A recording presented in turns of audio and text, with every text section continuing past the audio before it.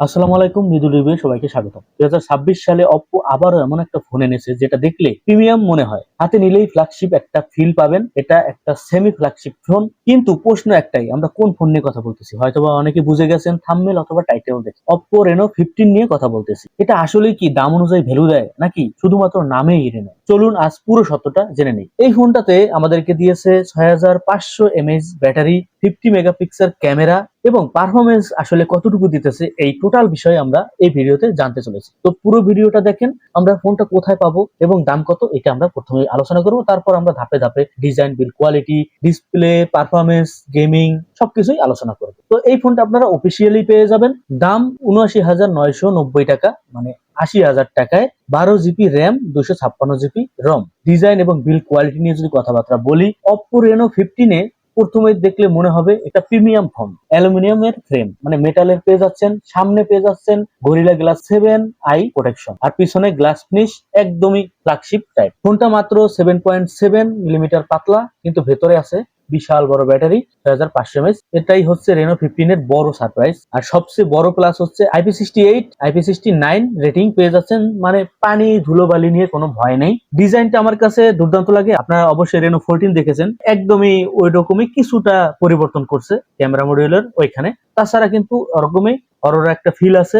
বেশ কয়েকটা কালার এই ফোনটা পেয়ে যাবেন। এবার আমরা ডিসপ্লে নিয়ে কথাবার্তা বলবো। এখানে একদমই হতাশ করেনি। 6.59 ইঞ্চি অ্যামোলেড ডিসপ্লে পেয়ে যাচ্ছেন, যা 120 হার্টজ রিফ্রেশ রেট।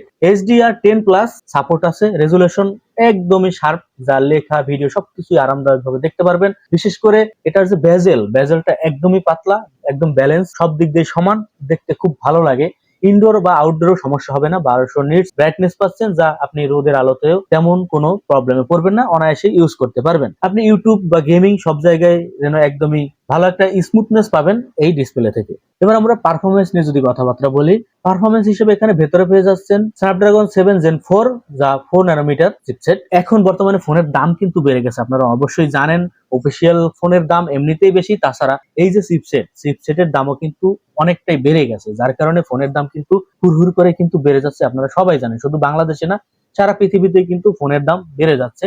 বাংলাদেশে তো আপনারা নিউজ দেখেনি, সেটা আর বলতে হয় না। রিয়েল লাইফে যেটা পাবেন, ডেইলি ইউজিং একদম স্মুথ, হেভি মাল্টিটাস্কিং এ কোনো চাপ নেই। পাবজি, ফ্রি ফায়ার, আরো যে হাই গেমিং গুলো আছে সেই গেমিং গুলো মোটামুটি ভালোই করতে পারবেন। তবে এখানে স্টোরেজের জায়গায় আমার এখানে কমপ্লেন আছে। ইউএসএফ 3.1 স্টোরেজ, এইখানে আসলে এই দামে 3.1 এখানে মানায় না। এখানে অন্তত পক্ষে 4 অথবা 4.1 দিতেই পারতো, কারণ এই দামে কিন্তু দামটাও তো অনেক, তাই না? ৮০,০০০ টাকার একটা ফোনে 3.1 স্টোরেজ, এটা আসলে আমার কাছে কমই মনে হয়। আপনার কাছে কি মনে হয় সেটা কমেন্টে জানাবেন। তাছাড়া এই ফোনটা কিন্তু গেমিং ফোন না, তবে আপনি প্রিমিয়াম অলরাউন্ডার পারফরমেন্স ফোন বলতে পারেন। মানে আপনি গেম খেলতে পারবেন ওইরকম। আপনি যদি হাই লেভেলের গেমিং ফোন প্রত্যাশা করেন, সেরকম না। হালকা পাতলা গরম হয়, তবে কিছুক্ষণ পর আবার কিন্তু ঠিক হয়ে যায়, মানে তেমন হিটিং হয় না, মোটামুটি ঠিক আছে। এরকম আমরা অনেক ফোনেই দেখি, এটা কোনো ব্যাপার না। এবার আমরা ক্যামেরা নিয়ে কথাবার্তা বলবো।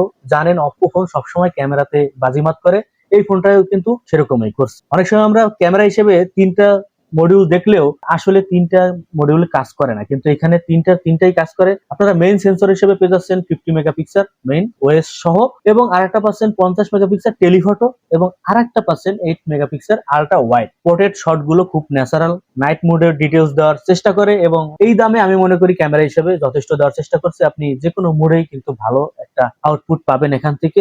লো লাইটে তো বললামই মোটামুটি ভালো ডিটেলস দেয়। টেলিফটো লেন্সে যদি আপনি জুম করেন, ছবি ভেঙে যায় না, ডিটেলস দেওয়ার চেষ্টা করে। এবার আমরা সেলফি নিয়ে যদি কথা বলি, সেলফি এখানে আপনার পেয়ে যাচ্ছেন 50 মেগাপিক্সেল ফ্রন্ট ক্যামেরা, যা ব্লগ, রিলস, ইউটিউব ভিডিও সবকিছু কিন্তু দুর্দান্ত ভাবে করতে পারবেন। এবং এখানেও আপনি লাইটিং যদি ভালো থাকে, দুর্দান্ত একটা ফিল পাবেন। আপনি চাইলে এটা দিয়ে ব্লগিংও করতে পারবেন। তবে লো লাইটে একটু ঘাটতি পাবেন, তবে ঠিক আছে। অন্যান্য ফোনের চাইতে এই বাজেটে আমি মনে করি দুর্দান্তই দিছে। এবং ভিডিও আপনার রেকর্ডিং করতে পারবেন দু সাইড দিয়ে 4K এবং 60 FPS এ। হাঁটাহাঁটি করলেও ভিডিও তেমন কোনো কাপাকাপি দেখতে পাবেন না, মোটামুটি স্টেবল দেওয়ার চেষ্টা করছে। আমি আবারও বলবো, এটা ক্যামেরা হিসেবে দুর্দান্ত। আপনি যদি এখন মনে করেন যে 1-1.5 লাখ টাকার ক্যামেরা যেরকম, সেটার সাথে তুলনা করলে হবে না। তবে এই বাজেটে যত ক্যামেরা দেখেছি তার ভিতরে এটার ক্যামেরা আমার কাছে দুর্দান্ত মনে হয়েছে, এবং ক্যামেরা হিসেবে এই ফোনটা আপনি ইউজ করতে পারেন। এই বিষয়ে আমরা আরো পরবর্তীতে কথাবার্তা বলবো। এখন আমরা ব্যাটারি এবং চার্জিং নিয়ে যদি কথাবার্তা বলি, এখানেও কিন্তু বড় বাজিমাত করছে। 6500 mAh ব্যাটারি দেখতে পাচ্ছি। তো এখন কিন্তু বর্তমানে 6500 mAh ব্যাটারি কিন্তু অ্যাভেলেবেল হয়ে গেছে, কারণ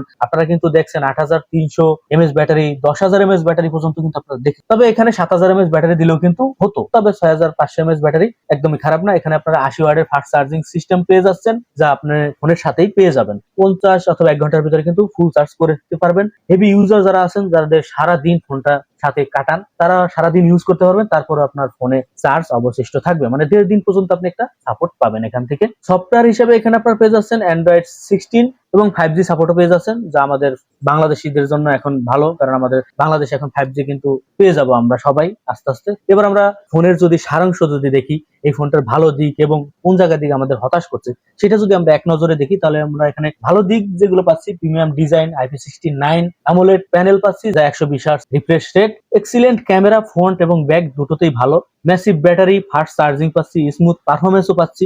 যেখান থেকে আমরা হতাশা হচ্ছি, যেমন ইউএসবি টাইপ সি 2.0 পাচ্ছি, ব্লুটুথও এখানে আমাদের 6 পয়েন্ট দেওয়া উচিত ছিল, কিন্তু আমাদের এখানে ব্লুটুথও হতাশা করছে। 3.5 mm হেডফোন জ্যাকটাও পাচ্ছি না, প্রাইস একটু বেশি। এখন যদি আমি প্রাইস সম্পর্কে কথা বলি, এই যে পারফরমেন্স বা সবকিছু যদি ঠিক রেখে যদি 60,000 অথবা 65,000 এর ভিতর প্রাইসটা রাখতো, তাহলে আমি মনে করি সবচাইতে বেটার হতো। তবে প্রাইসটা আমার কাছে অনেকটাই বেশি মনে হয়। কার কাছে কি মনে হয় সেটা কিন্তু কমেন্টে জানাবেন। এখন এই ফোনটা আপনি কিনবেন কি কিনবেন না, কারা আসলে কিনতে পারেন, যেমন স্টাইলিশ প্রিমিয়াম ফোন যদি চান তাহলে কিনতে পারেন। স্ট্রং ক্যামেরা, যারা ক্যামেরা লাভার আছেন, ব্লগিং ট্লগিং করবেন, ফটোগ্রাফি লাভার আছে, তারা দেখতে পারেন। লং ব্যাটারি লাইফ যারা চান তারাও দেখতে পারেন। স্মুথ পারফরমেন্স যারা চান তারাও এটা দেখতে পারেন। Oppo Reno 15 2026 সালের জন্য ভালো চয়েস, তবে ওই যে দামের ব্যাপারটা যদি দেখি, তাহলে আমার কাছে একটু হতাশা মনে হয়। এখন আপনার কাছে কি মনে হয়, Oppo Reno 15 কেমন লাগলো? কমেন্ট অবশ্যই জানাবেন। ক্যামেরা না পারফরমেন্স না কোন বিষয় আপনার ভালো লাগছে সেটাও কমেন্টে জানাবেন। এরকম টেক রিলেটেড ভিডিও পেতে চাইলে অবশ্যই চ্যানেলটা সাবস্ক্রাইব করে পাশে থাকবেন। যারা ফেসবুকে দেখতেছেন ফলো করবেন, লাইক করবেন। আবারও বলতেছি, আপনার মূল্যবান কমেন্টে কিন্তু অবশ্যই জানাবেন। আজকে এই পর্যন্তই, সবাই ভালো থাকেন। আসসালামু আলাইকুম।